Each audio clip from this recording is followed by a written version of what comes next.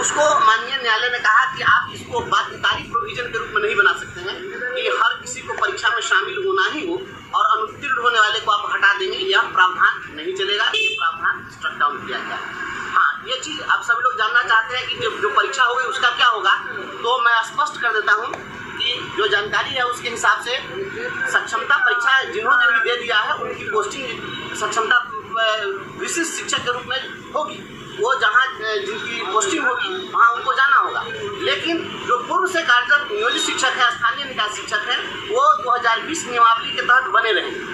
तो इसमें स्पष्ट हो गया कि स्थानीय निकाय शिक्षकों की सेवा जो है पूर्व की भांति बनी रहेगी और इसमें जो प्रोन्नति के अवसर हैं बेसिक ग्रेड से स्नातक ग्रेड में, स्नातक ग्रेड से प्रधानाध्यापक ग्रेड में, तो ये प्रोन्नति के अवसर बने रहेंगे। और साथ ही साथ माननीय उच्च न्यायालय ने इनके कैरियर इन्हांसमेंट के संबंध में भी सरकार को उचित उपाय करने के लिए कहा है कि आप इनको बेहतर इनके सेवा को आप कैसे बना सकते हैं, इस पर भी टिप्पणी है। और जो प्रमोशन हम लोग का लंबित है तो प्रोन्नति देने की बातें हुई है।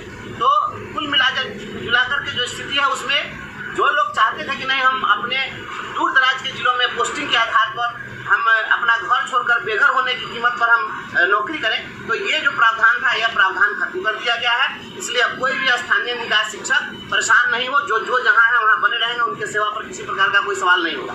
जिन्होंने सक्षमता परीक्षा दी है उनकी पोस्टिंग जहाँ सरकार चाहेगी, जहाँ करेगी वो वहाँ जाएंगे।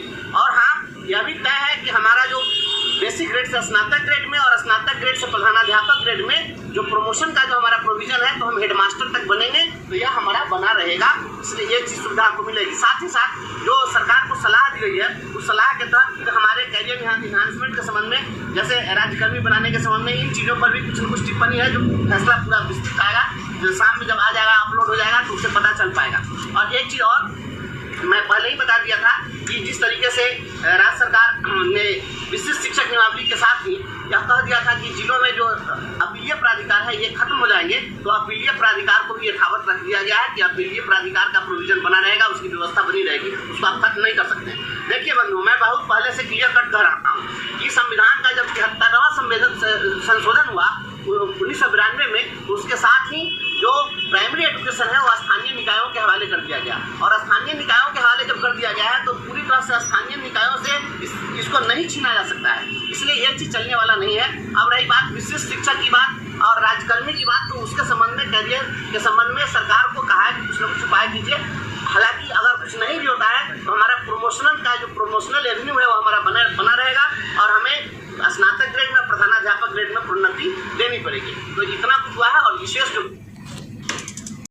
तो दोस्तों, आप लोगों ने स्पष्ट रूप से सुना है कि क्षमता परीक्षा पर पटना हाई कोर्ट का क्या निर्णय आया है। नियोजित शिक्षकों की क्षमता संबंधित हर प्रश्न का जवाब दिया है और हम कह सकते हैं कि आने वाले टाइम पर जो है वो बहुत कुछ अच्छा जो है वो देखने को मिल सकता है। तो कहीं ना कहीं जो हमारे नियोजित शिक्षक के संघ के नेता हैं उन्होंने पूरी अपडेट दी और आप लोगों को सारी बातें भी बताई कि क्या कुछ मतलब इस पे संभव है।